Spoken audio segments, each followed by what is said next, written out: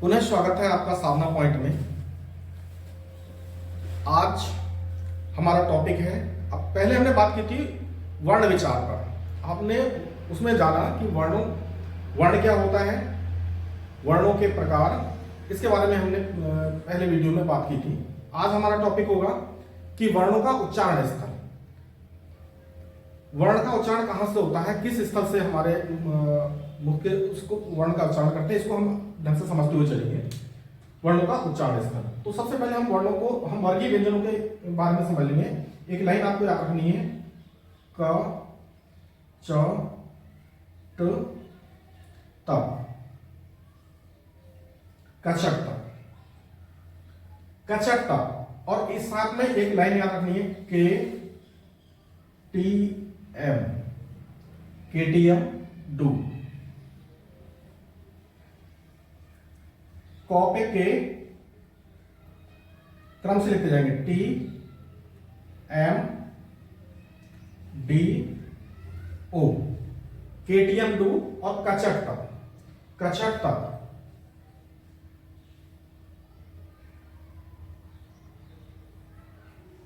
के साथ में क, टी के साथ में चौ, एम के साथ में टौ, डी के साथ में तो, और ओ के साथ में पौ।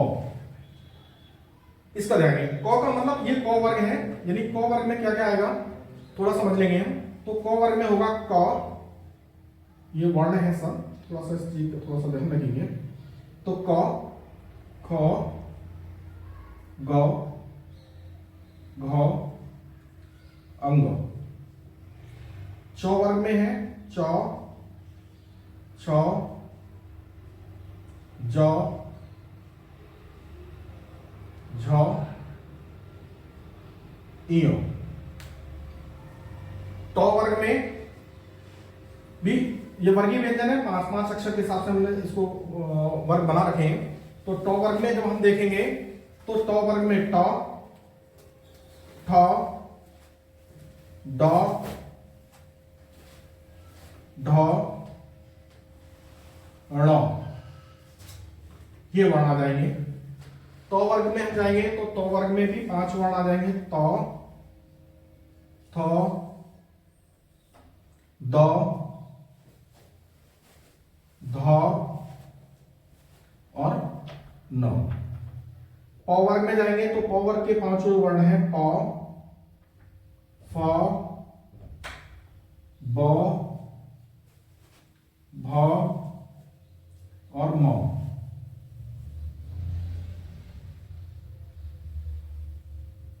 ये वर्गीय व्यंजन हुए हमारे क वर्ग से। अब यहां पर हम इसको देखेंगे, क पे, के पे क। के का मतलब यहां पर क्या है, इसको ऐसे समझते चलेंगे, के का मतलब है कंठ।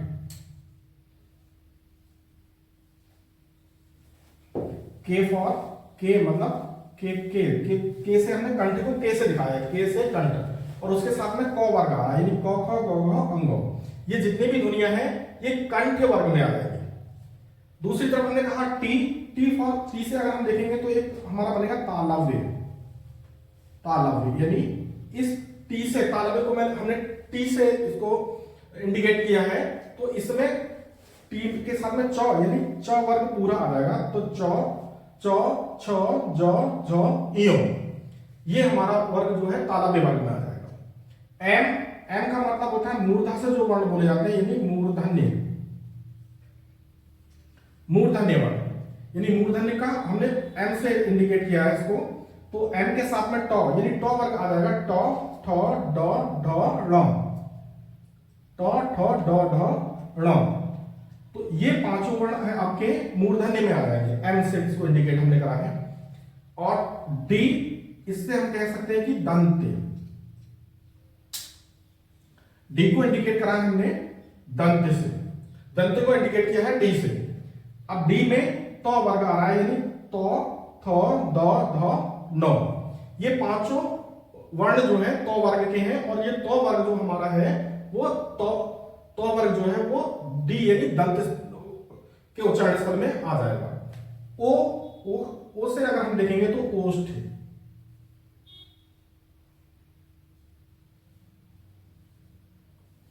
ओस्ट, ओस्ट यानी ओ से इंडिकेट किया है हमने ओ, और इसमें प वर्ग आ रहा है, तो प यानी प, फ, ब, भ, म। तो ये वर्गीय, सबसे पहले हम उच्चारण स्थल को जान रहे हैं, तो सबसे पहले तो हमने ये समझा कि जो वर्गीय व्यंजन है उनका उच्चारण स्थल कहाँ है। सबसे ज्यादा पेपर में वर्गीय व्यंजन ही पूछता है, तो वर्गीय व्यंजन के उच्चारण स्थल को हमें ध्यान में रखना है कि वर्गीय व्यंजनों का जो उच्चारण स्थल है, यानी 25 वर्गीय व्यंजन होते हैं, तो उसके लिए एक फार्मूला हमने याद करना था, केटीएम डू। केटीएम डू, के मतलब कंठ, टी मतलब तालव्य, एम मतलब मूर्धन्य, डी मतलब दंत और ओ मतलब ओष्ठ। साथ में एक लाइन हमने याद की, कचट तप, यानी ये जो हमने वर्गीय व्यंजन है उन सभी वर्गीय व्यंजनों का पहला पहला अक्षर ले लिया, यानी जिसके नाम से वो वर्ग जाना जाता है।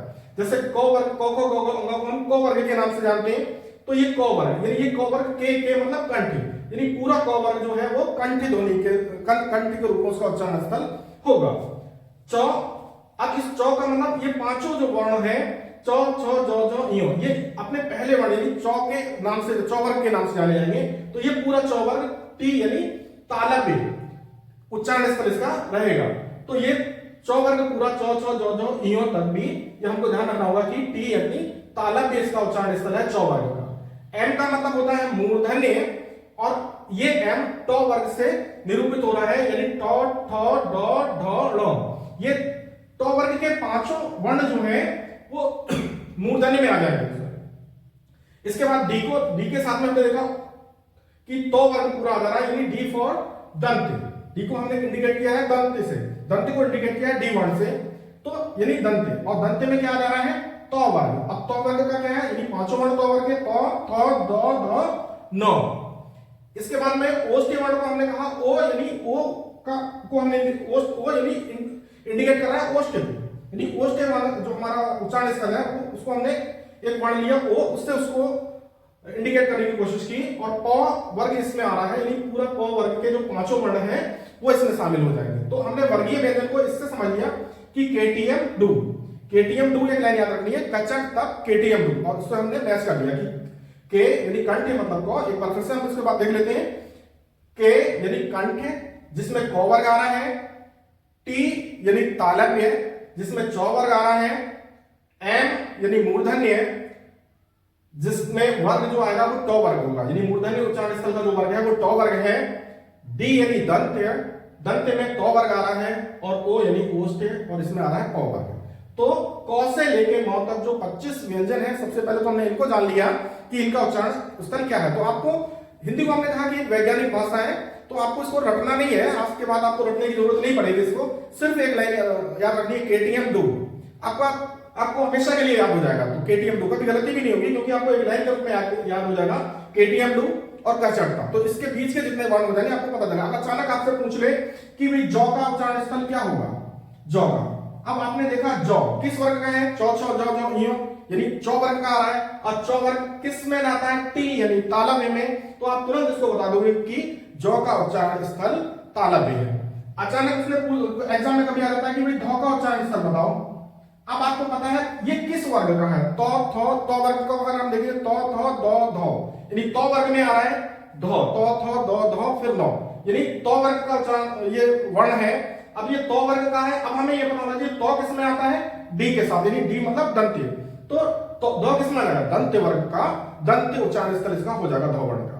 इसी तरह से कुछ भी यहाँ पर फो पूछ ले आसानी की फो का उच्चारण स्थल क्या होगा। अब हमें ये ध्यान रखना होगा कि प क्या है, ये फो किस वर्ग का है, हमें उस वर्ग का याद रखना होगा कि ये किस वर्ग का व्यंजन है। तो अब हम देखेंगे प, प, ब, भ, म, यानी प, फो जो है प वर्ग में आ रहा है, और प वर्ग किसमें, ओष्ठ में है।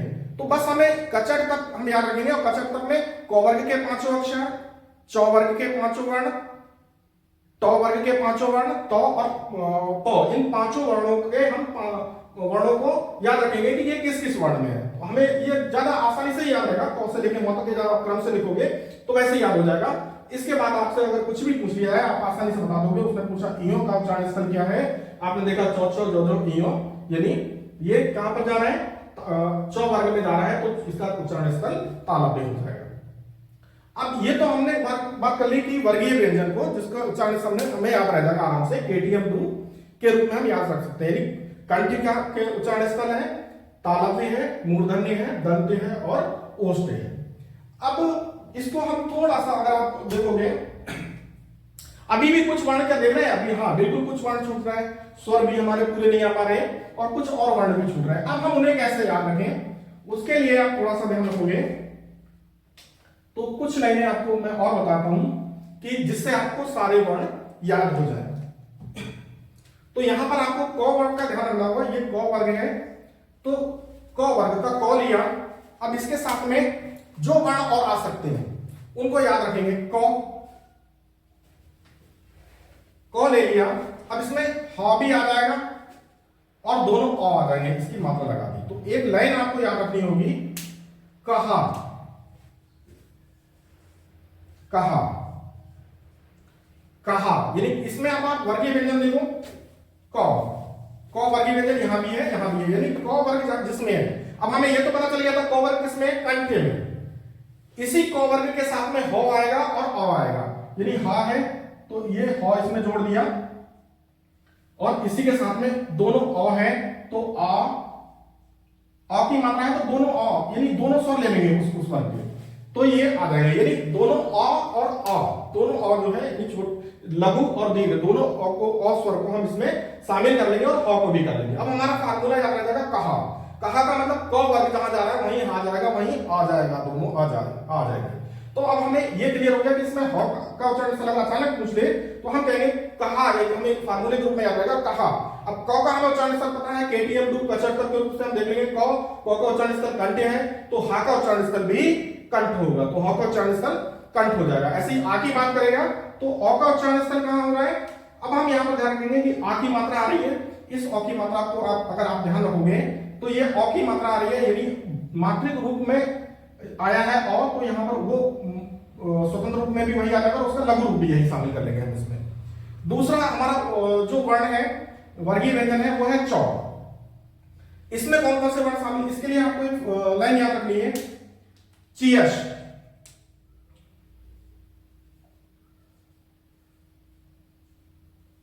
चियश।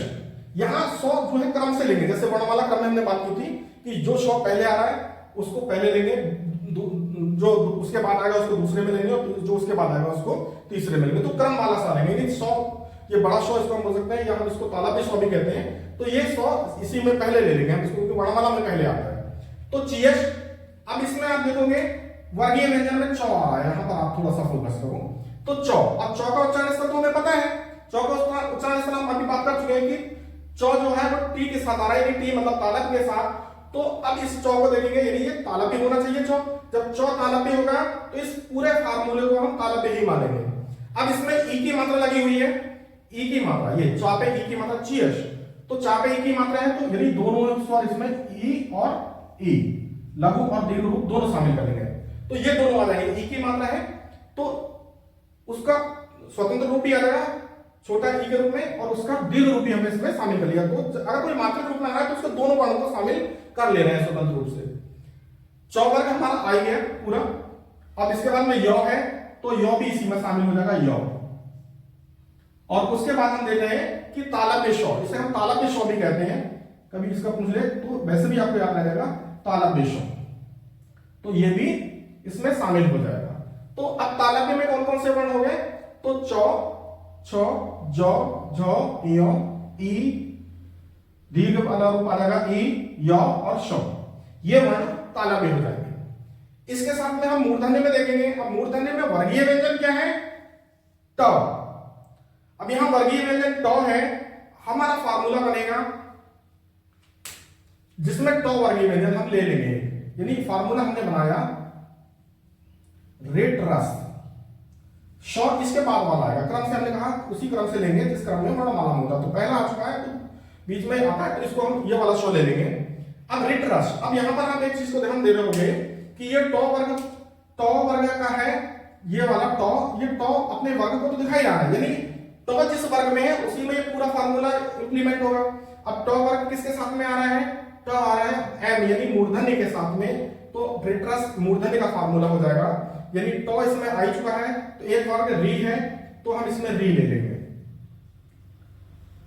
यानी री वर्ण किसका, अगर पूछ ले री तो री वर्ण का उच्चारण स्तर पूछेगा तो हमें याद रखने का होगा मूर्धन्य, क्योंकि फार्मूला क्या है रेट रस, यानी टॉ जिसमें आ रहा है उसी में री आएगा। टॉ किसमें आ रहा है, तो टॉ आ रहा है हमारा एम यानी मूर्धन्य में, तो अब हमें पता चल जाएगा रिटरस के रूप में कि री जो है मूर्धन्य वर्ण का वर्ण है। इसके बाद में टॉ वर्ग हमारा क्लियर ही है, टॉ टॉ डॉ डॉ ये पूरा वर्ग आ जाएगा। फिर रॉ आया है, इसको बहुत पूछ लेता है एग्जाम में, तो आपको यहां ध्यान रखना होगा कि रॉ का उच्चारण स्थल भी मूर्धन्य हो जाएगा। और इसके बाद में शॉ है, तो ये वाला शॉ भी हम इसमें लिख लेंगे, इसका उच्चारण स्थल भी आपका मूर्धन्य हो जाएगा। तो जो वर्ण छूट रहे थे इस रूप में हमारे आते चले जा रहे हैं। तो कहा, चीरस, रिटरस, इसके बाद दंत्य में क्या हो जाएगा, अब दंत्य का फॉर्म में क्या है, त, तो तौ वर्ग तो पूरा आ ही जाएगा, तो इसके बाद में इसके साथ में वर्ण शामिल हो जाएगा ला और सा। अब देखो शौ, शौ, श यानी तालव्य शौ, मूर्धन्य शौ, उसके बाद दंत्य शौ, ये वाला शौ हो जाएगा। तो ये तलस याद रखोगे, और इस तलस में आपने इन सब फार्मूले में हर वर्गीय व्यंजन आया हुआ है क्रम से, उस वर्गीय व्यंजन के हिसाब से आप ये अनुमान लगा। पहले तो आपको वर्गीय व्यंजन इसलिए समझाया गया कि आप पहले तो ये समझ जाओ कि वर्गीय व्यंजन का उच्चारण स्थल कहां कहां है। अब क का उच्चारण स्थल आपको पता चल गया कांटे, अब क के साथ में जो वर्ण लिखे हुए हैं वो उसके सामने आ जाएंगे। इसी तरह से हम तालव्य और मूर्धन्य को भी समझ लेंगे। अब तलस में अब आप देख रहे हैं कि तौ जो है इसका उच्चारण स्थल कहां है, तो तौ के साथ में आ रहा है, तौ कहां आ रहा है, तौ का उच्चारण स्थल हो रहा है डी। अब डी डी किसको इंडिकेट कर रहा है, डी इंडिकेट कर रहा है दंत्य को, यानी तौ वर्ग किसमें आएगा, दंत्य में। अब तौ के साथ में लौ और सौ भी है, तो इसका मतलब यह हुआ कि तौ का उच्चारण स्थल जो है वही लौ का होगा और वही शौ का होगा इसका, तो ये दोनों भी इसमें शामिल हो जाएंगे, यानी लौ और सौ ये इसमें शामिल हो जाएंगे। तो तलश के रूप में हमने देखा कि दंत के वर्ण क्लियर हो जा रहा है। इसके बाद में हम देखते हैं ओष्ठ। अब ओष्ठ में अब हम अंत में चलते हैं ओष्ठ। अब ओ को ओष्ठ को ओ से दिखाई दे रहे हैं, हम इंडिकेट कर रहे हैं, और यहाँ ओ किसको दिखा रहा है, ओ में कौन सा वर्ग आ रहा है, पौ, यानी ओष्ठ में पौ वर्ग आ रहा है। तो अब आप यहाँ पर ध्यान दोगे कि पौ वर्ग ये आ रहा है ओष्ठ में, तो पौ वर्ग से फार्मूला बना लेंगे, तो इसका फार्मूला हो जाएगा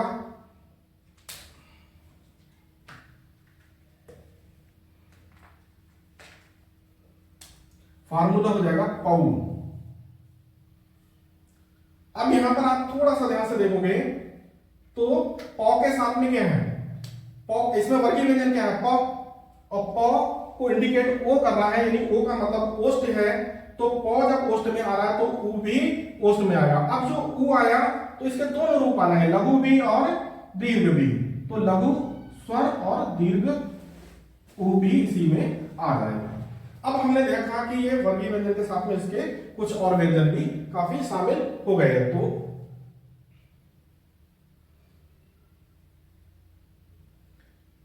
तो अब हम स्वर के रूप में भी देखें, स्वर भी आ गए हैं, स्वर अ के दोनों रूप आ गए, ई के दोनों रूप आ गए, उ के हो गए, री के हो गए। अब कुछ वर्ण ऐसे हैं जो जिनका जो डबल उच्चारण स्थल को लेके चलते हैं, उनको देखेंगे। तो अभी तक फिलहाल हम जितने वर्णों को समझे इसको एक बार फिर से मैं रिकैप कर दे रहा हूं, तो ध्यान रखेंगे। एक लाइन आपको याद रखनी है KTM डू, साथ में आपको एक लाइन और याद रखनी है कचट तप, कचट तप, कचट तप। अब हमको यह ध्यान देना होगा कि के किसको इंडिकेट कर रहा है, के इंडिकेट कर रहा है क वर्ग को, यानी क ख ग घ अंग, ये सभी वर्ण के यानी कंठी ध्वनि के हैं। यही से सिर्फ ये दो लाइन को देख लोगे तो यही से क्लियर हो जाएगा। क वर्ग क ख ग घ अंगा, ये यानी ये पांचों वर्ग, पांचों वर्ण जो है यानी क वर्ग के पांचों वर्ण के फॉर कंठ ध्वनि से उच्चारित हो रहे हैं। च छ ज ज य, ये पांचों वर्ण यानी च वर्ग पूरा, टी यानी तालव्य से उच्चारित हो रहा है, टी ट यानी ट का मतलब होता है ट वर्ग, यानी ट ठ ड ढ ण, ट ठ ड ढ ण, ये यानी पूरा ट वर्ग, यानी इसको हम कहेंगे तो ये एम यानी मूर्धन्य से उच्चारित हो रहा है, तो इसका उच्चारण स्थल ट वर्ग का पूरा एम हो जाएगा। अगर वो पूछेगा ड का उच्चारण स्थल, क्योंकि ये ट वर्ग में आ रहा है तो ड का उच्चारण स्थल क्या हो जाएगा, एम यानी मूर्धन्य। ऐसे ही हम ट वर्ग की बात करें तो ट ये डी के वर्ग में आ रहा है, तो डी मतलब दंत, तो त वर्ग का मतलब हो गया पांचों वर्ण इसके, त थ द ध और न, ये पांचों वर्ग दंत में आ जाएंगे। अब प वर्ग का उच्चारण स्थल ओ से इंडिकेट हो रहा है, ओ मतलब ओष्ठ है, तो प के पांचों वर्ण प वर्ग के प फ ब भ म, जो प फ ब भ म ये पांचों ओष्ठ उसको दिखाएंगे उच्चारण स्थल को। तो अब हमने जब हम ये समझ जाएंगे कि वर्गीय व्यंजन का उच्चारण स्थल कैसा है, अब उसी वर्गीय व्यंजन को ध्यान में रखते हुए उनका पहला अक्षर लेंगे और अन्य वर्णों को उसको जोड़कर हम पूरा फार्मूले से समझ लेंगे। हमने कहा याद रखा, अब इसमें क वर्ग हमारा आ गया और क का उच्चारण स्थल हम पहले ही पता कर चुके हैं कि क का उच्चारण है कंठ, तो ह का उच्चारण भी कंठ होगा। अ का उच्चारण अ की मात्रा के रूप में आया है तो इसके दोनों लघु और दीर्घ दोनों रूप ले लेंगे, यानी आ और उसका दीर्घ रूप बड़ा अ जैसे हमने आ, तो ये दोनों ही इसमें आ जाएंगे। ऐसी चीज में हमने चौ वर्ग देखा, तो चौ वर्ग का उच्चारण स्थल टी यानी तालव्य है, तो इसमें चीज का हमारा फार्मूला बना, तो इसमें ई की मात्रा लगी है, यानी दोनों ई इसमें आ जाएंगी, चौ के साथ में आ रही है, चा पे ई की मात्रा यानी तो चौ वर्ग में ही हमारा चौ वर्ग का मतलब तालव्य में ही हमारा ई आ जाएगा, ई और ई, य और शौ, य और शौ, चीज फार्मूला बना, तो ये वर्ण आ जाएंगे इसमें। ऐसे ही मूर्धन्य में रेट्रस है तो टौ वर्ग में ही वी आ जाएगा, उसमें र आएगा और उसमें शौ आ जाएगा। तलश हमारा फार्मूला बना, तौ वर्ग में शामिल हमने लौ और शौ को किया, यानी तौ वर्ग हमारा जा रहा है दंत में, तो लौ और शौ का उच्चारण स्थल भी दंत हो जाएगा। ऐसे हमने ओष्ठ को देखा कि पौ वर्ग लिया, पौ वर्ग हमें पता है कि ओष्ठ होता है, तो इसके साथ में हमने उ जोड़कर पौ फार्मूला बनाया, तो पौ वर्ग के साथ में दोनों उ आ जाएंगे, यानी इसका लघु रूप और दीर्घ रूप दोनों ले लेंगे। तो इस तरह से हमने कुछ वर्णों का देखा कि इनका उच्चारण स्थल कैसे करेंगे। तो आपको बस इस लाइन पर थोड़ा सा फोकस करना होगा, केटीएम डू। वैसे अलग अलग आप याद करोगे तो हो सकता है आपको दिक्कत भी हो, तो बस इस रूप में याद करोगे तो सिर्फ आपको दो लाइनें याद रखनी पड़ेंगी, केटीएम डू और कचड़ता। और साथ में आप जब इसको बार बार प्रयास करोगे लिख लिख कर, तो आपको एक ही बार में ढंग से याद हो जाएंगे और फिर आप उसको फार्मुलेटेड रूप में कर पाओगे। यानी फार्मुलेटेड रूप का मतलब आप दोबारा इसको भूलोगे नहीं, आपको एक बार उसको जैसे हम कह सकते हैं कि तार्किक रूप से आप इसको वर्णों को निकाल सकते हो। तार्किक रूप का मतलब जैसे वहां डॉ दे दिया, अब आपको फार्मूला पता है कि डॉ किस में आ रहा है, तो डॉ आ रहा है टॉ वर्ग में, टॉ ठॉ डॉ, तो आपको पता है कि टॉ वर्ग किस में आता है, तो टॉ वर्ग हमारा जाता है एम यानी मूर्धन्य में, तो डॉ का उच्चारण स्थल हो जाएगा मूर्धन्य। तो आप फार्मुलेटेड रूप से इसको कर सकते हो। तो अभी हमने कुछ वर्णों का उच्चारण स्थल समझा है। इसके बाद भी कुछ वर्ण बचते हैं हमारे, एक है ए और आई, ओ और औ और एक वो। अब ए आई को अगर हम देखेंगे, अभी पीछे हमने जब वर्णमाला का संयुक्त स्वर को हम देख रहे थे तो हमने ये देखा था कि ए ये एक किन वर्णों से मिलकर बना है, तो ये बना है आ और ई, इन वर्णों के योग से बना है। अब यहां पर औ को देखो आप, औ का उच्चारण स्थल क्या है, तो औ का उच्चारण स्थल है कंठ, तो ये कंठ में हो गया। और ई का उच्चारण स्थल क्या है, ई का उच्चारण है स्थल है तालव्य, तो यहां पर ये तालव्य का हो गया। तो अब ये जो दो तरह के वर्णों से मिलकर बना कंठ, इसमें एक कंठ वर्ण लिया गया था और एक ई यानी तालव्य वर्ण लिया गया था, तो यानी एक का जो फॉर्मेशन हुआ, एक को जो हमने जो लिपि चिन्ह बनाया वो कंठ वर्ग से अ लेकर और तालव्य वर्ग का ई लेकर इसको बनाया गया। तो ये जो ए आएगा हमारा, तो किसमें आ जाएगा, के मतलब कंठ और टी मतलब तालव्य। तो अब यहां पर हम कहेंगे कि ए किसमें आ रहा है, तो ये आ रहा है कंठीय तालव्य में, कंठीय तालव्य में, क्योंकि ए को जब हम तोड़ रहे हैं तो ए में अ जो है वो कंठे में आ जा रहा है और ई जो है वो तालव्य में आ जा रही है, तो के टी यानी कंठ तालव्य इसका बन जाएगा। तो ये हमारा के टी यानी कंठ तालव्य, यानी इसमें एक जो संयोजन हुआ है इसका वो अ और ई से हुआ है, अ कंठे वर्ण है और ई तालव्य वर्ण है, इसलिए ए और ए दोनों को ही हम कंठ तालव्य वर्ग में रखेंगे। इस तरह से आपको ये याद हो जाएगा। दूसरा तरफ हम ओ की अगर हम बात करें तो यहां पर आप ओ को देख लो, ओ। अब हमने जब पीछे वर्णमाला में संयुक्त स्वर की बात की थी तब हमने बात की थी कि ओ का संयोजन कैसे होगा, तब आप यहां पर देखोगे कि ओ का संयोजन हुआ है आ और उ से, अ और उ से। अब ओ को देखो, वही पहले भी देखेंगे, ओ का उच्चारण स्थल क्या था, ओ का के यानी कंठ, तो यहां पर भी ए का उच्चारण स्थल के होगा, यानी अ का उच्चारण स्थल होगा के यानी कंठ। और उ का उच्चारण स्थल क्या है, अब यहां पर उ हमारा ये आता है, ऊ यानी क वर्ग क हमने कहा ना क फार्मूला में, तो यानी ऊ का उच्चारण स्थल क्या है, क वर्ग जिसमें जा रहा है, यानी क वर्ग जा रहा है हमारा ओष्ठ में, तो ओष्ठ में, तो ये कंठ में हो गया और ऊ ओष्ठ में हो गया, तो ओ का उच्चारण स्थल हमारा क्या बन जाएगा, के ओ, यानी कंठोष्ठ, कंठ्योष्ठ, कंठ ओष्ठ, कंठोष्ठ। तो अब जब आप इसको तोड़ के देखोगे तो आपको खुद पता चल जाएगा कि ये वर्ण किन वर्णों से मिलकर बने हैं। जिन जिन वर्णों के योग से ये बने हैं उन वर्णों को अगर हम देखेंगे तो हमें पता चल जाएगा कि इनका उच्चारण स्थल कंठ तालव्य है, इसका उच्चारण कंठ ओष्ठ है। और व का उच्चारण व, अब व को ले लेंगे, व वर्ण इसको याद रखेंगे कि व वर्ण का उच्चारण स्थल होता है, वो होता है दंतोष्ठ, DO, यानी दंतोष्ठ, दंतोष्ठ, दंत्योष्ठ, दंत्योष्ठ। इस तरह से ये हमारे सभी वर्णों का लगभग उच्चारण स्थल हमारा क्लियर हो जा रहा है। तो थोड़ा सा सिर्फ इन दो लाइनों को फोकस करोगे तो सभी वर्णों का उच्चारण स्थल हम फॉर्मुलेटेड रूप से समझ पाएंगे। और इसके साथ में आप उसको लिख कर बार बार मतलब KTM 2 की लाइन को लिख देंगे और उसको लिख कर बार बार प्रयास करेंगे। अचानक से कोई वर्ण रैंडमली छाटेंगे और बार बार उसका प्रयास करेंगे, तो शायद आप जब इसको बार बार प्रयास करेंगे, लिख कर इसका प्रयास करेंगे, तो कुछ समय के प्रयास के बाद ये आप अच्छी तरह से समझ जाओ, फिर आपको याद करने की जरूरत नहीं पड़ेगी, फिर आपके के लिए फॉर्मूले के रूप में ही आपको समझ में आ जाएगा। फॉर्मूले को लिखोगे, इन दो लाइनों को लिखकर आप अच्छी तरह से किसी भी वर्ण को बता सकते हो। और साथ में फिर हम जब ये लाइन क्लियर हो जाए, आपको बस इस तरह से करना है, पहले वर्गीय व्यंजन को समझना है कि वर्गीय व्यंजनों का उच्चारण स्थल क्या है। जब आप वर्गीय व्यंजनों को समझ जाएं कि इनका उच्चारण स्थल क्या है, तब आप आगे के फार्मूले पे जाए। तो सबसे पहले क्यों, क्योंकि जो आगे के जो फार्मूले जैसे कहा हमने कहा, इसमें कंठ जो इसमें हर वर्गीय व्यंजन अपने आप आ जा रहा है। हर जो फार्मूला इस तरह से मैंने तैयार किया है कि जो भी मैंने इधर फार्मूले लिया, जैसे मैंने कहा तो हर फार्मूले हर लाइन में आपको उस वर्ग का वर्गीय व्यंजन आ जाएगा जिस वर्ग का है। जैसे मैंने कहा तो क आ गया, तो इस वर्ग का वर्गीय व्यंजन आ गया। चीएस कहा तो चौ आ गया, तो उस वर्गीय व्यंजन को देख के बाकी आप अपने आप समझ जाओगे कि ये हाँ इस चौ आ रहा है। चौ और चौ वर्ग का आपने जब वर्गीय व्यंजन को समझ पाए होंगे कि चौ वर्ग का उच्चारण स्थल आपको एकदम आ जाएगा। अरे तालव्य था, तो ई का भी चार तालव्य हो जाएगा, य का भी और श का भी। तो सबसे पहले आपको बस इतना करना है कि इन दो लाइनों को समझना होगा, क्योंकि इन दो लाइनों को जब समझ लोगे आप तो आप इन वर्गीय व्यंजनों को समझ जाओगे। और वर्गीय, क्योंकि हर जो आगे के फार्मूले हैं वो वर्गीय व्यंजन को जोड़कर बनाए गए हैं, तो आप सभी को समझ लोगे।